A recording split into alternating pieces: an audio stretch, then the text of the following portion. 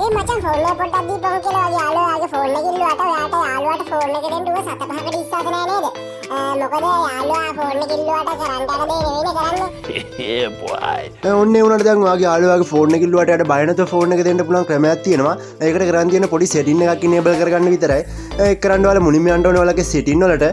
ඔයාලා සෙටින් වල ගිහින් සර්ච් කරගන්න ඕනේ ස්ක්‍රීන් පිනින් කියලා. එහෙම සර්ච් කරපුවාම මේ සෙටින් එක ඇතුළට ගිහිල්ලා එතන මේ තියෙන ස්ක්‍රීන් පිනින් කියන ටික් එක ඔන් කරගන්න ඕනේ. එහෙම ටික් එක ඔන් කරගෙන මෙතනින් බෑක් වෙන්න ඕනේ.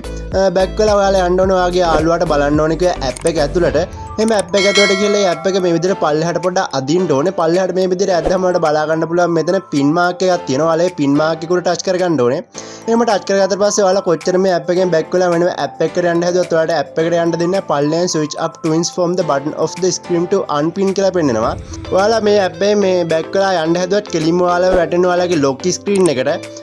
හරි එහෙනම් තවත් ඔයාලට මේ වගේ වීඩියෝ බලන්න ඕන නම් දැන් ඔයා මගේ channel එක subscribe කරන්න. ඒ වගේ වීඩියෝ එක හොඳ නම් වීඩියෝ එකට like එකක් දාන්න අමතක කරන්නත් එපා.